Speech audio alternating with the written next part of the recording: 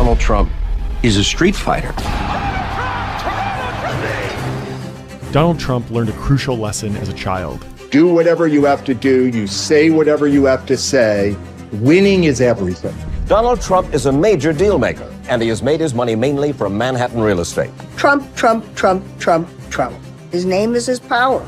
You realize what Americans really loved was celebrity. If you were a celebrity, everything was possible. You're fired. You're fired. You're fired. And if people mocked him, Donald Trump is here tonight. He certainly would bring some change to the White House. he should fight back. I am officially running for President of the United States. Here comes the war of the Trumps. It was war, and they were determined to win it. You don't know what he's going to do next. You don't know what's going to happen to him. Over the years, I've surprised a lot of people. The biggest surprise is yet to come. Ladies and gentlemen, Trump's decision to impose a 50% tariff on Indian goods marks a major escalation in trade tension. This move threatens India's export-driven industries. बात करें हम textile की, बात करें हम pharmaceutical की, बात करें हम IT सर्विसेज की. इससे क्या हो सकता है कि हमारे जो बायलैटरल ट्रेड है वो स्लो डाउन हो सकती है. It could hurt Indian manufacturers and disrupt global supply chain. But India is not a silent spectator. Retaliatory tariffs का ऑप्शन है हमारे पास, पॉलिसी शिफ्ट के ऑप्शन है हमारे पास, और stronger regional trade alliances are expected. So अगर हम इन द लॉन्ग टर्म की बात करें तो दिस में push India to diversify its market, reduce dependency on US, and this challenge could be turned into an opportunity. So we will talk about the implication of this 50% tariff on Indian market.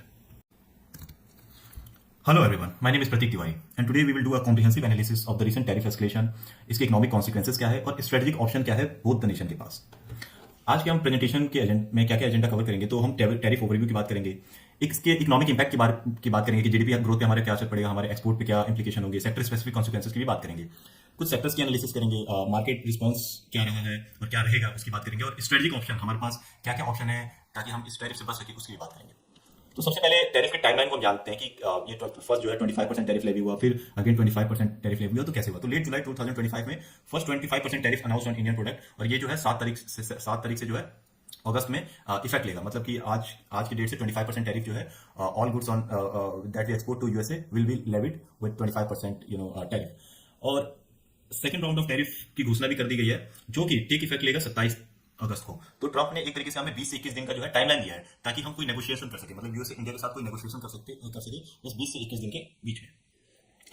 अब हम बात करते हैं कि why is India being targeted. पहले 25% फिर और 25% क्यों टारगेट किया जा रहा है. तो सबसे बड़ा जो मेजर इनका कहना है वो है कि they want India to cut ties with Russia in terms of oil trade purchase, तो undermine western effort to isolate Russia over Ukraine invasion. तो इनका कहना है कि आप रशिया से जो भी ऑयल परचेज करते हो वो पैसा जो रशिया है वो दोबारा री इन्वेस्ट करता है यूक्रेन में अपना मिलिट्री ऑपरेशन करने के लिए. तो they want to stop Russia to do its military operation in Ukraine. तो इनडायरेक्टली वो इंडिया को रोक रहा है. Allow India to profit from discounted Russian energy while disregarding geopolitical concern, represent a strategic misalignment with US foreign policy. तो US की foreign policy ये है कि डोनाल्ड ट्रंप चाहते हैं कि he wants to be a peacemaker, वो चाहते हैं कि मैं शांति का दूत बनूं. That's why he is imposing penalty or all the countries that is purchasing oil from Russia to stop buying Russian oil.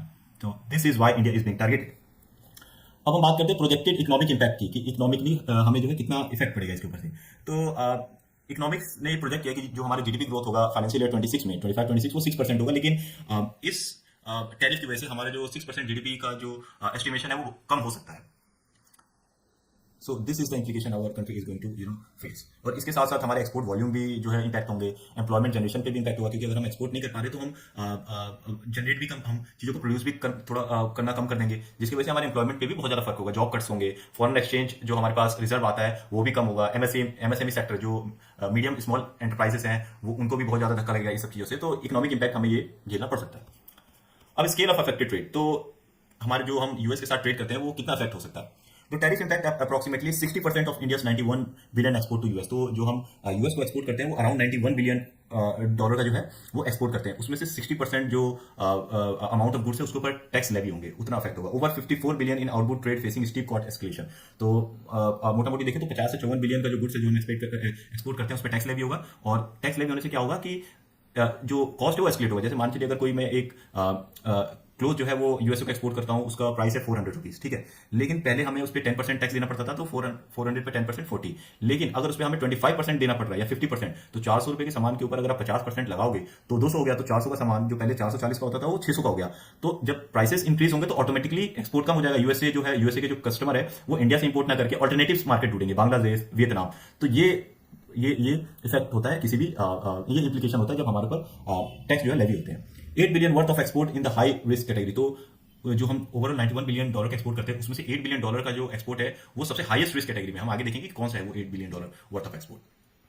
अब हम बात करते हैं कि मोस्ट वल्नरेबल एक्सपोर्ट सेक्टर। तो कौन सा ऐसा सेक्टर है जो सबसे ज्यादा वल्नरेबल है, मतलब जो सबसे ज्यादा जो है अफेक्टेड होगा इससे। तो सबसे पहले हम बात करते हैं टेक्सटाइल एंड अपैरेल की। तो 10+ billion export value of goods will be affected. Operation on thin margin with intense competition from Vietnam और बांग्लादेश। आपको पता होगा कि टेक्सटाइल और अपैरेल मतलब जो क्लोथ्स मैन्युफैक्चरिंग यूनिट है वो वियतनाम और बांग्लादेश में बहुत ही ज्यादा सस्ते हैं एज कम्पेयर टू इंडिया। तो एक तो इनके प्रॉफिट मार्जिन वैसे ही कम होते हैं, और अब जो और 50% का या जो भी 90% जो भी ड्यूटीज पे लेवी होगा, इसकी वजह से इनके प्राइसेस और इंक्रीज हो जाएंगे। और जो कस्टमर होंगे यूएसए के वो मूव करेंगे towards Vietnam and Bangladesh for manufacturing this apparels, they will not come to India. So ये सबसे वल्नरेबल सेक्टर्स हैं। Gems and jewellery, $12+ billion of export value, order already on hold as buyers reassess sourcing decision due to higher landed cost. तो बहुत सारे order जो USA के customer ने या उन्होंने किया था, उन्होंने अब इसे होल्ड पे कर दिया है। Sea food specially shrimp, $2.2 billion export value. Leather goods, industrial chemical, export viability threaten by 30 to 35% competitive disadvantage related to other supplier nation. तो ये कहता है कि 30 से 35% जो कॉस्टिंग है वो हमारी बढ़ चुकी है एज कम्पेयर टू, मतलब इंडियन के जो सप्लायर है उनकी कॉस्टिंग 30 से 35% बढ़ चुकी है as compare to other nations. अब बात करते हैं कि कॉम्पिटिटिव डिसएडवांटेज एनालिसिस की इंडिया वर्सेस कॉम्पिटिटर नेशंस, मतलब इंडिया पे जो टैक्स लेवी हुआ है और जो अदर नेशंस के ऊपर यूएसए ने टैक्स लेवी किया है उसका कंपैरिजन कर लेते हैं। तो इंडिया का अभी है 50% और ब्राजील का भी अप्रॉक्स 50% है, लेकिन वियतनाम उसका 19 to 20% है, बांग्लादेश 90 to 20% है, इक्वेडोर 15% है। तो आप ये देख सकते हैं कि अगर यूएसए के कस्टमर को कोई भी चीज इंडिया से परचेज करना है और उसके ऊपर इतना टैक्स लेवी होगा, तो बेसिकली ऑल्टरनेटिव कंट्रीज के पास जाएगा, वियतनाम के पास जाएगा, बांग्लादेश में मैन्युफैक्चरिंग यूनिट सेटअप करेगा। तो ये सबसे बड़ा जो है ड्रॉबैक होता है किसी भी कंट्री का, अगर उसके ऊपर बहुत ज्यादा टैक्स जो है वो लेवी करते हैं। और यूएसए के ऊपर कोई भी कंट्री टैक्स इसलिए लेवी नहीं कर सकता क्योंकि USA is a strong economy. हर एक कंट्री को जो इस वर्ल्ड में है उसको यूएसए की इकोनॉमी की जरूरत पड़ती है ताकि फॉरेन एक्सचेंज कमा सके। So that's why USA has this kind of tool in his hand, tariff tool. अब मार्केट एंड करेंसी की रिस्पॉन्स की बात करें, services largely unaffected bye tariffs comprise most of US exposure. तो अगर हम आईटी सर्विसेज की बात करें, जो हम इंफॉर्मेशन टेक्नोलॉजी, जो बीपीओ केपीओ ये जो यूनिट है हमारी इंडिया में, तो ये मोस्टली अफेक्टेड नहीं है। क्यों? क्योंकि ये ज्यादातर जो है यूएस की कंपनी जो है इसे होल्ड करती हैं, या फिर ये सर्विसेज ज्यादा जो अवेल करती है वो यूएस कंपनी करती है। तो इसलिए यूएसए ने इन सेक्टरों को जो है वो छोड़ दिया है और ज्यादातर उन सेक्टरों के ऊपर टैक्स लेवी किया है या फिर पिन पॉइंट किया है जिससे यूएस की इकोनॉमी हट हो।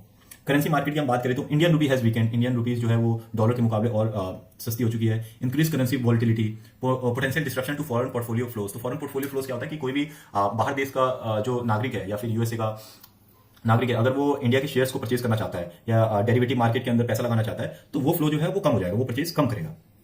सेंट्रल बैंक इंटरवेंशन में भी necessary to stabilise rates. So central bank का काम होता है, जैसे हमारा रिजर्व बैंक ऑफ इंडिया, कि अगर हमारी रूपी बहुत ज्यादा वीकन हो रही है तो उसको स्ट्रॉन्ग बनाना जो है वो it is the duty of the central bank. क्योंकि अगर रूपीज बहुत ज्यादा वीक होगा तो एक्सपोर्टर जो है बाहर के जो इंपोर्टर हैं वो बहुत ही ज्यादा सस्ते दामों में चीजें खरीदने लगेंगे, जिससे हमारे जो डोमेस्टिक इकोनॉमी है उस पर इफेक्ट पड़ता है।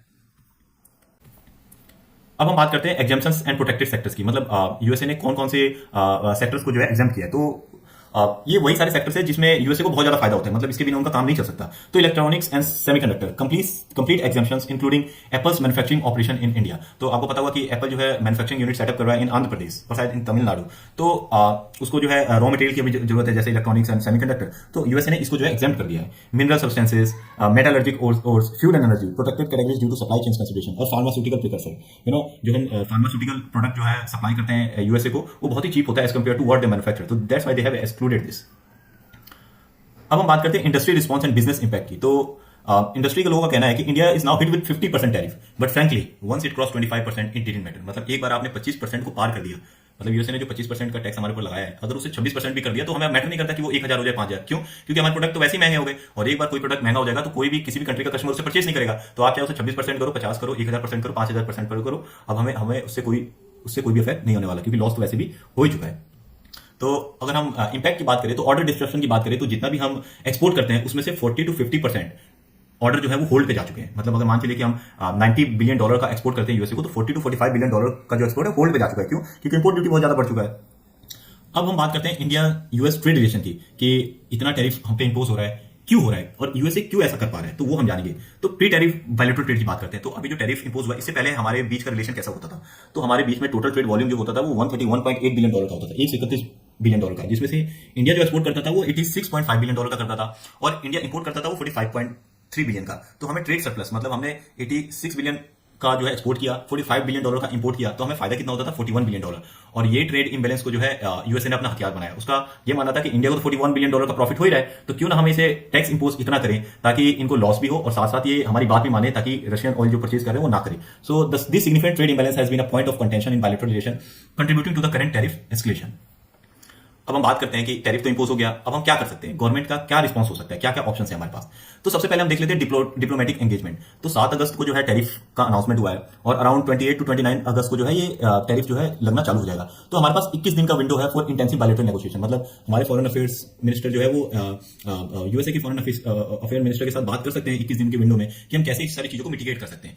एक्सपोर्ट सपोर्ट, अब हम क्या कर सकते हैं, जैसे कि हमारे बहुत सारे ऑर्डर्स तो होल्ड हैं, तो इंटरेस्ट सब्सिडीज दे सकते हैं। एक्सपोर्ट क्रेडिट गारंटी, मतलब हमारे जो डोमेस्टिक सेलर्स हैं उनको हम क्रेडिट गारंटीज दे सकते हैं कि अगर आपको कोई चीज मैन्युफैक्चर करनी है, अगर आपके प्राइसेस बढ़ चुके हैं तो आप हमसे गवर्नमेंट से क्रेडिट पे पैसे ले लो, बनाओ और किसी दूसरे कंट्री में सेल करो। तो ये भी हमारे पास एक ऑल्टरनेटिव है। टैक्स बेनिफिट हम दे सकते हैं कि जैसे हम जितना भी कोई भी सेक्टर से हम टैक्स वसूलते थे उसको हम कम कर सकते हैं, क्योंकि उनको वैसे ही बहुत ज्यादा लॉस हो रहा है। मार्केट डाइवर्सिफिकेशन, ये सबसे बड़ा पॉइंट है। अगर हमें यूएसए के दिस काइंड ऑफ बिहेवियर से अगर हमें बचना है तो हमें यूएसए को छोड़ के दूसरे मार्केट को एक्सप्लोर करना होगा, जैसे यूरोपियन यूनियन का, यूके का, आसियान का, to redirect export. Counter measures हम क्या लग सकते हैं कि हम retaliatory tariff on US goods लगा सकते हैं इफ नेगोशिएशन फेल। मतलब यूएसए से जो हम इंपोर्ट कर रहे हैं उस पर हम टैरिफ लगा सकते हैं। लेकिन अगर हम ऐसा लगाते हैं तो इससे हमें इंडिया को लॉस होगा, क्योंकि India is a developing country and USA is a strong economy.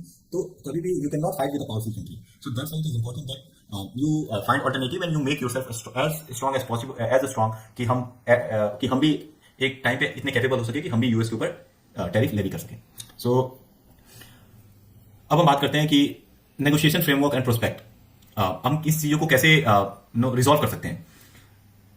तो जो यूएसए ने ये टैरिफ लेवी किया है, इसमें हमें जो है 21 डेज का इंप्लीमेंटेशन डिले दिया है, इसलिए दिया है ताकि हम नेगोशिएशन कर सके। इससे यूएसए को भी बहुत ज्यादा लॉस होगा, economic cost for disrupted supply chain, Indian strategic important extend beyond trade consideration. और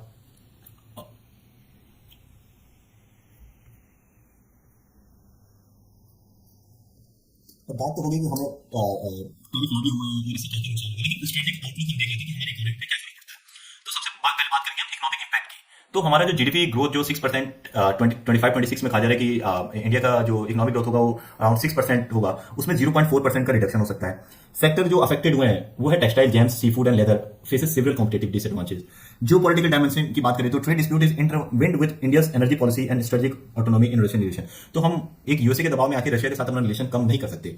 और पाथवे फॉरवर्ड क्या है, कैसे हम इन सारी चीजों को रिजॉल्व कर सकते हैं। तो उसका एक दो सोल्यूशन यह है कि डिप्लोमेटिक रेजोल्यूशन रिमेंस पॉसिबल। हम यूएसए के साथ डिप्लोमेटिकली बात कर सकते हैं कि प्लीज आप जो टैक्स लेवी कर रहे हैं इसे कम कीजिए, but India must simultaneously prepare diversification and support strategy. तो हमें अपने मार्केट को डाइवर्सिफाई भी करना है, दूसरे कंट्रीज के साथ भी ट्रेड बढ़ाना है और अपना जो डोमेस्टिक सप्लायर है, डोमेस्टिक मैन्युफैक्चरर है, उसको भी सपोर्ट देना है। तो this is an overall so this is the overall comprehensive analysis of 50% tax levied by United States of America. Thank you very much, ladies and gentlemen.